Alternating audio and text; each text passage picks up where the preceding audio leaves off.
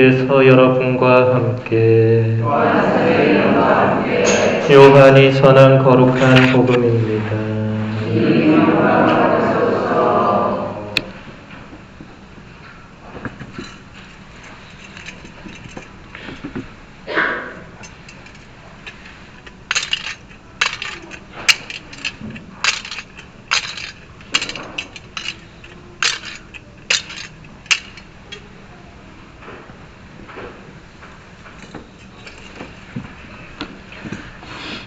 한 처음에 말씀이 계셨다. 말씀은 하느님과 함께 계셨는데 말씀은 하느님이셨다. 그분께서는 한 처음에 하느님과 함께 계셨다.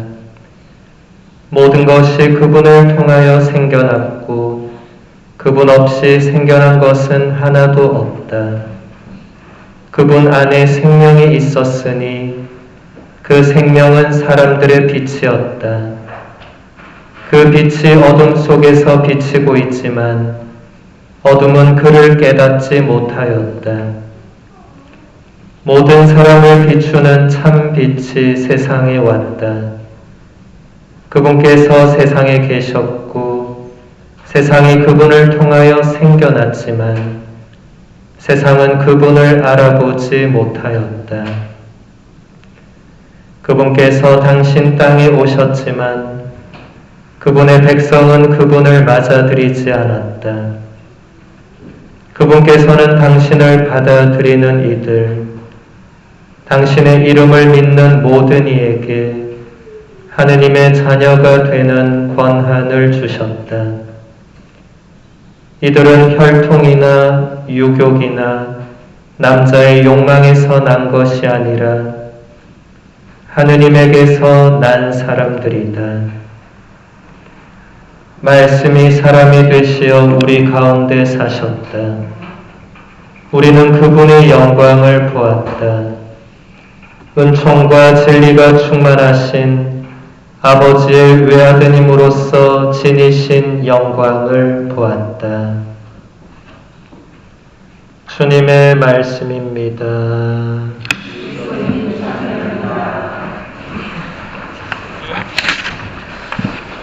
참미 예수님. 네, 우리 교우님들 다시 한번 주님의 성탄을 축하드립니다.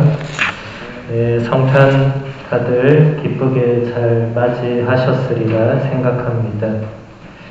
뉴스를 보니까 한국은 화이트 크리스마스라고 아주 좋아하더라고요, 어린아이들이. 여기는 따뜻한 크리스마스, 제가 딱 좋아하는 그런 저를 위한 맞춤형 크리스마스가 아닌가. 제가 너무 따뜻하게 해달라고 기도를 너무 세게 했나 봐요, 제가. 저는 좋은데 여러분들은 어떤지 모르겠습니다. 아무쪼록 아기 예수님 탄생의 기쁨이 모든 교우님들에게 가득하기를 바랍니다. 오늘 들으신 복음은 요한복음서 1장입니다. 요한복음서는 이렇게 시작됩니다. 한 처음에 말씀이 계셨다. 말씀은 하느님과 함께 계셨는데 말씀은 하느님이셨다. 3세기 교부 오리게네스는 이 말씀을 다음과 같이 해설했습니다. 저는 요한복음이 복음서들의 만물이라고 생각합니다. 요한처럼 예수님의 신성을 완전하게 드러내는 복음서는 없습니다. 따라서 우리는 복음서들이 모든 성경의 만물이고 복음서들의 만물은 요한복음서라고 감히 말할 수 있을 것입니다.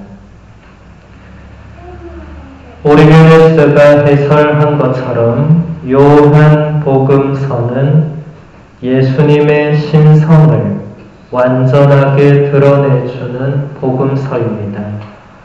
오늘 우리가 기념하고 기뻐하는 아기 예수님 탄생의 핵심은 하느님과 똑같은 분이신 예수님께서 우리와 똑같은 인간의 모습으로 이 땅에 오셨다는 것입니다.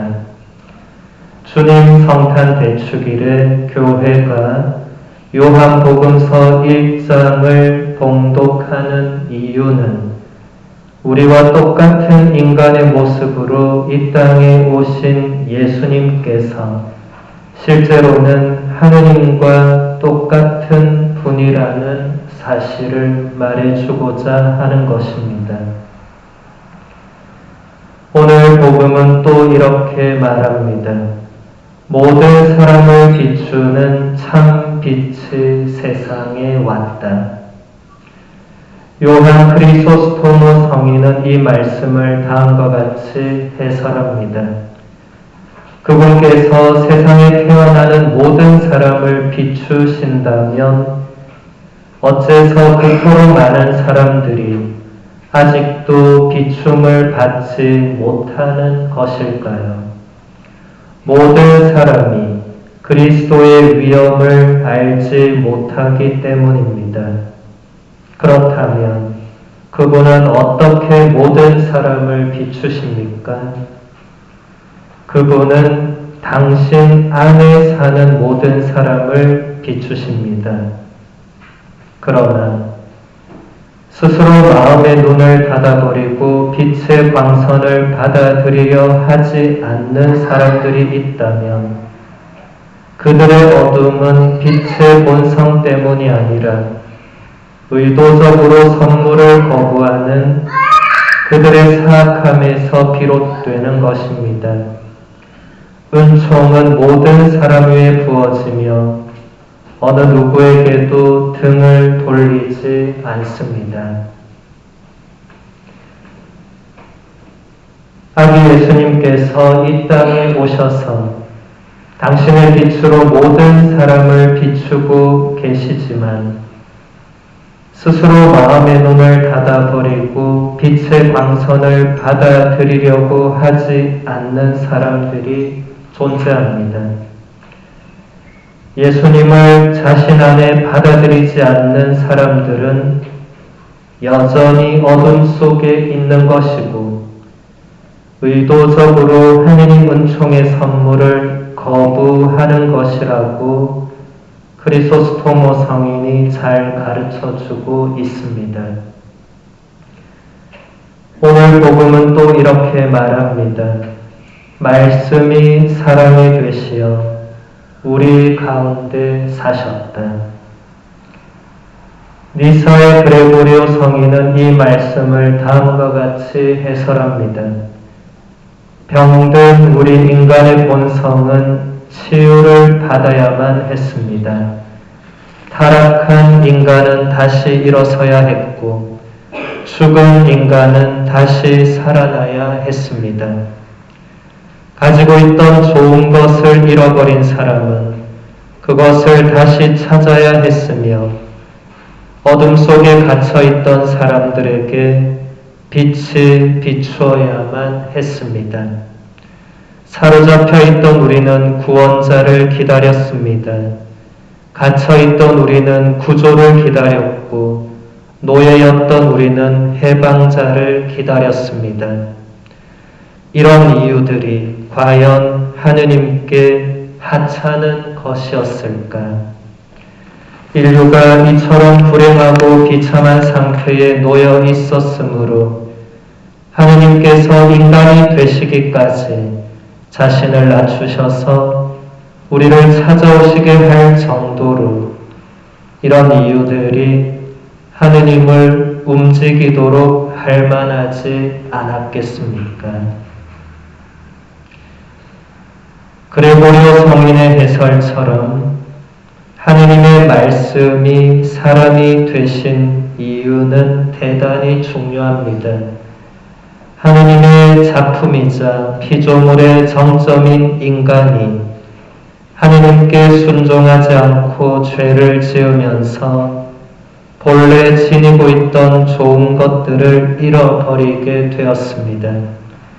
타락과 죽음이 인간 안에 들어오면서 인간은 구원자, 해방자를 필요로 하게 되었습니다. 이것은 하느님께 하찮은 문제가 아니었습니다. 인간의 비참한 상태는 하느님께서 친히 인간이 되셔서 우리를 찾아오실 정도로 하느님께 중대한 문제였습니다. 오늘 복음은 또 이렇게 말합니다. 우리는 그분의 영광을 보았다. 은총과 진리가 충만하신 아버지의 외아드님으로서 지니신 영광을 보았다.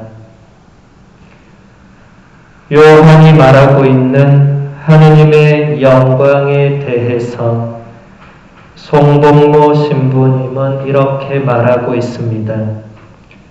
옛 교리문답의 첫 번째 항목에도 성이냐시오 영신수련의 원리와 기초에도 인간이 창조된 주 목적은 하느님을 흠숭하고 그분께 영광을 드리는 것이라고 나와 있습니다. 하지만 오늘날에는 순서가 거꾸로 된 듯합니다. 마치 하느님이 존재하는 주 목적이 인간을 영광스럽게 하기 위해서인 듯합니다. 사람들은 더 이상 영적인 일에 진리와 선에 대해서 관심이 없습니다.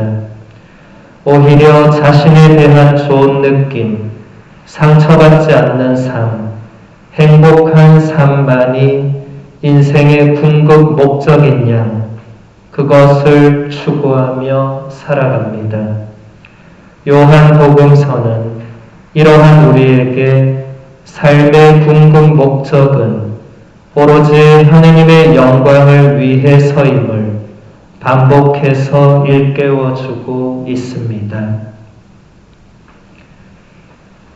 송복모 신부님이 잘 지적하고 있는 것처럼 오늘날 많은 사람들은 더 이상 영적인 일에 관심이 없습니다. 진리와 선에 대해서도 아무런 관심이 없습니다. 다시 말해서 하느님에 대해서 또 하느님을 알고 믿는 것에 대해서 관심이 없습니다. 그렇기 때문에 하느님께서 인간이 되신 이 놀라운 신비에 대해서도 많은 사람들은 사실 관심이 없습니다. 그저 크리스마스 축제를 즐기기만 하면 되는 것입니다. 우리가 그래서는 안 될 것입니다. 우리는 하느님께서 인간이 되신 이 놀라운 신비를 계속 묵상해야 할 것입니다. 그래야 이 신비가 나와 관련이 있고 나를 위한 것임을 깨달을 수 있습니다. 나와 아무런 상관이 없고 나를 위한 것이 아닌 신비는 나에게 아무 유익을 가져다 주지 못합니다. 육화, 강생의 신비가 나와 아무 상관이 없고 나를 위한 것이 아니게 된다면 우리도 이 세상 사람들처럼 그저 아기 예수님의 탄생을 세속의 크리스마스 축제와 행사로 즐기기만 할 것입니다. 하느님의 말씀이 인간이 되신 놀라운 신비를 우리가 더 깊이 묵상하고 깨달아서 참으로 기뻐할 수 있는 은총을 오늘 이 미사 중에 아기 예수님께 함께 청하도록 합시다.